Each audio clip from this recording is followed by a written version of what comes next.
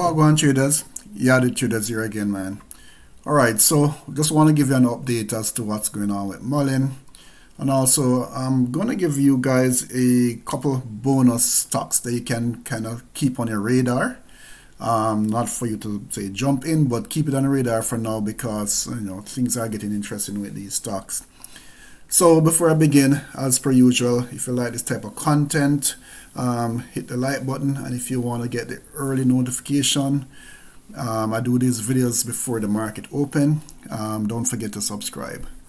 Alright, so let's see what's going on with Muln here. So I'm going to make my screen a little bit bigger. So as we can see, Muln is basically holding its own. It's holding the support. The support is at 34 cents. So if you take a look at my cursor here, we had faced resistance back then. The stock came back down to the old support. I'm calling this the old support at 32. Push up to around 44, 45, and it's holding the new support at 34. So what the stock is doing is basically, I would say, a little bit of consolidation, which is not a bad thing. Once the stock is not dropping, once there's no sell-off, then consolidation is always a good thing in terms of it gives persons an opportunity to get into the stock if they haven't done so before. So what we want to see Muln do is actually push back up to retest this 39.40 thereabout, and then move out of this kind of sideways trend here. So we had gotten that little trend in terms of when the stock push up and come back down. Remember we had drawn this trend line here to see when it will pop. So it applies also to this level where it followed this little diagonal resistance, and it popped through. So if we could actually draw a little diagonal resistance here and see, okay, at what stage it's going to be popping through. So I would say let's put it around here where it touch most of the points there. So this would be our new diagonal resistance. So I'm going to make sure I extend this line. Alright, so we want to see the stock retest this little diagonal resistance. This may happen during the day or maybe tomorrow to retest this diagonal resistance. Once it goes through this resistance, you should see a pop through here. Okay.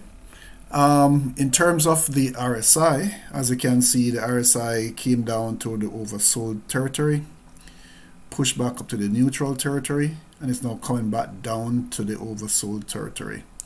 So we want to see, yes, we don't mind when it comes down to that level because usually we get a run up. As you can see, what happened here when it had pulled back down to the oversold territory on the RSI, we got a run up, and we got a run up here also. Alright, so let's see what's going on with Yahoo Finance.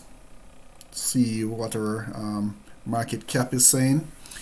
Alright, so overall the market was a little bit flat, a little bit in the green, like the TSX, the S&P, the Dow, it was basically flat yesterday. Muln pulled back almost 9%. And pre-market is up almost 1%. So did the stock sell off? So yesterday we were hovering a little bit above 600 million. So there's a slight sell-off, not much. So we are down to 582 now for yesterday. In terms of average volume, still at around 209, but the volume that came in was around half the average, so not much in terms of volume right now. In terms of the comps, Lucid showing some signs of life. Don't know what will be happening with that investor news we heard about in terms of maybe buying out the stock, but there's some signs of life here with Lucid. Neo, um, at least we got around 2% on Neo, so hopefully the slide is halted a little bit. So let's see where that goes. And then Rivian was up 8.25%. Okay, so let's take a look and see what's going on with the options.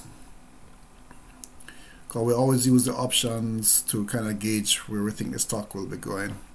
So the volume that came in was relatively low yesterday, 33,000.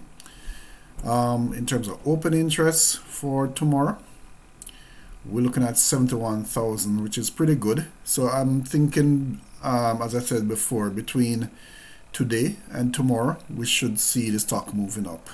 Okay. For next week, we are at 40,000, which is not bad. And for the following week, we are at 19,000. I think it's ticking up a bit, so that's not bad. All right, so I'm going to talk to you guys now about two other stocks that I was kind of looking at. So let's switch over to my weekly. So I'm zooming out, guys. I'm switching over to my weekly charts. So usually I use my weekly charts to kind of get a feel as to where I think the market will be going. So if you take a look at like the SPY, SPY would give you a good indication. Is the market going up? Is the market coming down? Okay, but I'm going to talk about two other stocks that I've kind of had my eyes on, and I like how the charts are set up. So those are two software companies. One is called Fastly. I may be mispronouncing this, but the ticker is FSLY. So if you take a look at the chart here, guys, the high was $136, and this was 2 years ago, maybe 2+ years ago. And right now we are at around $13. And I think, they have, been on the news since recently. So, do your own research, So if this is something that you want to kind of keep on your radar or get into, based on where the stock is right now and compared to where the high is, it's like you would get like 10 times if it's the return to the highs, guys. And I would say usually stocks will retest their highs over time. So if you zoom in, you'll see the stock is actually had gotten lots of movement. Came down to 7 cents, went back up. As you see, I set my little alarm there to for this app, you could actually set alarms that notify you when the stock maybe break a particular level. So you don't actually have to buy the stock or set a buy order. You could actually use alarms, which I'd use to kind of let me know when the stock break a particular level. So that's kind of what I did.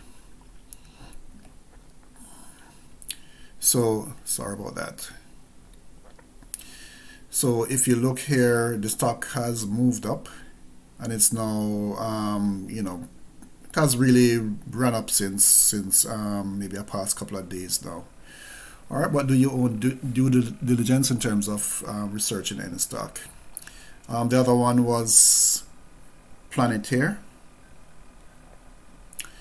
and as you can see, Planeteer was at $45 the high, and now it's down to around $10. So it's like four and a half times the current value, and there has been some good movements on the stock. So usually I would look for when the moving average line crosses over, and it hasn't crossed as yet, but there's a significant movement with the stock at this level. So that's kind of what I look for in terms of stocks that maybe pique my interest. And right now the stock came down to its all-time low and is now pushing back up. So if we zoom in a bit, you can see that stock has been basically running since recently.